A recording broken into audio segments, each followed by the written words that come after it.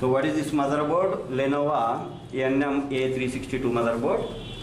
So no power issue తో మన దగ్గరకు వచ్చింది. దీన్ని మనం ట్రబుల్ షూట్ చేయడానికి ట్రై చేద్దాం. సో దీని యొక్క డయాగ్రామ్ ఇక్కడ ఆల్రెడీ మనం డ్రా చేసి పెట్టుకున్నాం. సో NM362లో DC జాక్ దగ్గర నుంచి స్టార్ట్ అయిన వోల్టేజ్ PQ301 MOSFET ద్వారా we call it as a switch 1. PQ301 తర్వాత PQ302 ఇంకొక P ఛానల్ మాస్ఫెట్, రెండు కూడా P ఛానల్ మాస్ఫెట్స్, వీటి ద్వారా పాస్ అవుతుంది. ఇక్కడ ఒక కరెంట్ సెన్సింగ్ రెసిస్టర్ ద్వారా మనకి వోల్టేజ్ పాస్ అయింది. ఈ వోల్టేజ్ని B+ అన్నాం. సో ఈ B+ ఎక్కడికి వెళ్తుంది అంటే ఇది ఒక 5 వోల్ట్ 3 వోల్ట్స్ రెగ్యులేటర్కి ఐసీకి వెళ్ళాలి. ఇది మనకు తెలుసు. ఇక్కడ ఈ మదర్బోర్డ్లో 5 వోల్ట్స్ 3 వోల్ట్స్ రెగ్యులేటర్ ఐసీ మనకి ఒక సింగిల్ ఐసీ కాకుండా రెండు సపరేట్ ఐసీస్ ఇచ్చాడు.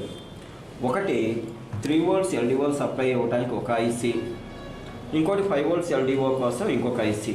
సో ఈ మనం ఏమన్నా గ్రూప్ 3 కేటగిరీలో వేసాం. PU904 ఐసీ వచ్చేటప్పటికి SY8206B ఇక్కడ రాసాము. ఇది వచ్చేటప్పటికి SY8206C. రెండు కూడా 10 పిన్ ఐసీస్ మనకి. ఇందులో పిన్ నెంబర్ 8 మనకి ఇన్పుట్ ఇచ్చాం. 19.8 volts 19.7 what ever 20 volts. B+ అనేది ఇక్కడ ఇచ్చాం. ఇందులో కూడా పిన్ నెంబర్ 8కే మనం B+ ఇన్పుట్ ఇచ్చాం.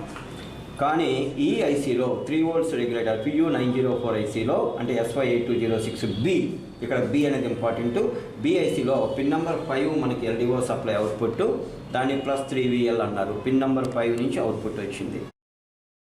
ఈ 5 వోల్ట్స్ రెగ్యులేటర్ ఐసీలో పిన్ నెంబర్ 8కి ఇన్పుట్ ఇస్తే పిన్ నెంబర్ 7 నుంచి మనకి 5 వోల్ట్స్ LDO సప్లై బయటకు రిలీజ్ అయింది. ఇక్కడ నుంచి 3 వోల్ట్స్ LDO సప్లై కేబీసీకి వెళ్తుంది. కేబీసీ నుంచి పిన్ నెంబర్ 111 అంటే 111 పిన్ నుంచి మనకి ఈసీ ఆన్ అనే సిగ్నల్ రిలీజ్ అవుతుంది. ఆ ఈసీ ఆన్ సిగ్నల్ ఈ PU905లో ఫస్ట్ పిన్కి, PU904లో మళ్ళీ ఫస్ట్ పిన్కి ఎనేబుల్ సిగ్నల్ మనకి రీచ్ అవుతుంది.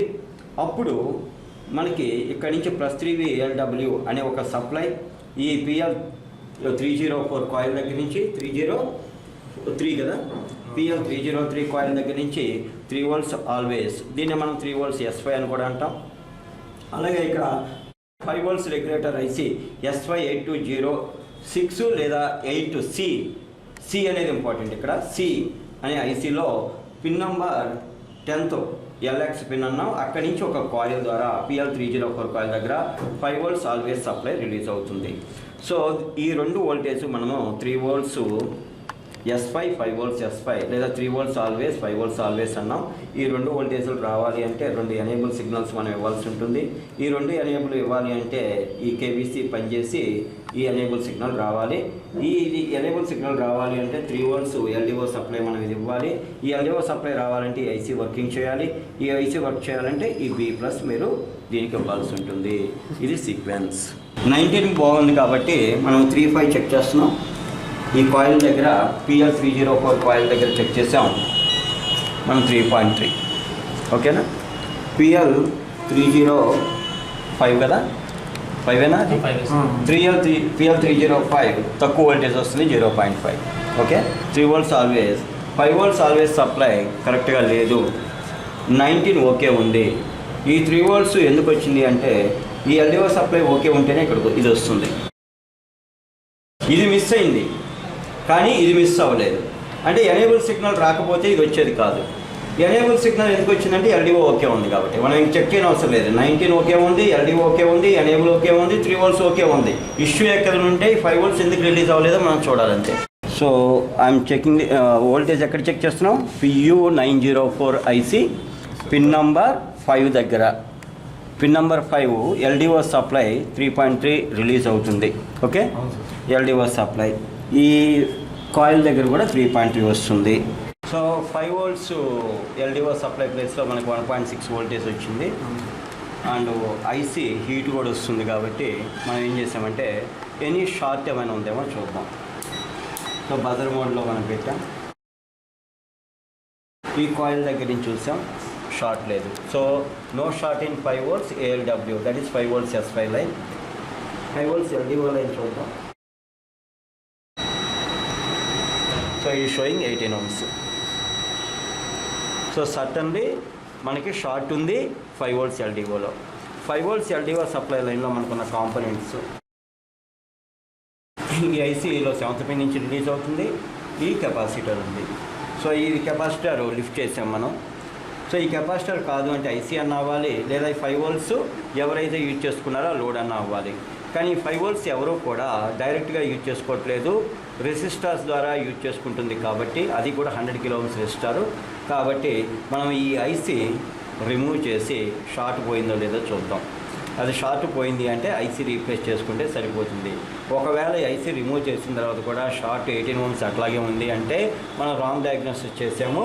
ఇక్కడ మనం కావాలంటే 5 volts వోల్టేజ్ని ఇంజెక్ట్ చేసి ఈ షార్టెడ్ కాంపోనెంట్స్ని మనం ఐడెంటిఫై చేసుకోవచ్చు. Okay, short finder. సో ఇప్పుడు ఈ ఐసీ రిమూవ్ చేసాం. ఏమైసీది 5 volts LDO సప్లై PU905 కదా, PU905. సో ఇదిగో పిన్ నెంబర్ 7. 18 ohms చూపించింది ఇందాక, ఇప్పుడు ఏమి లేదు, no short here. Okay, so IC is the problem. Will replace this IC. What is IC number? SY8208C.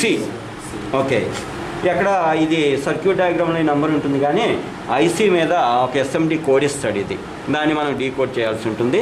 But IC అయితే అది మార్చి చూద్దాం. ఓకే,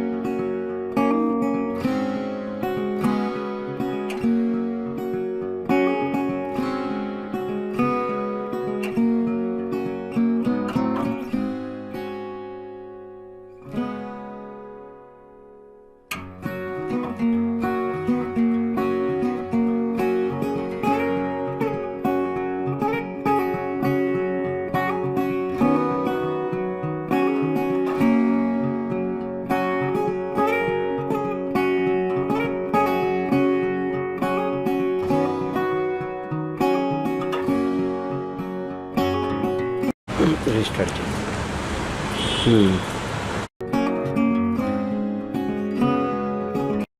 సో పవర్ అనేది డిస్ప్లే కూడా వచ్చింది.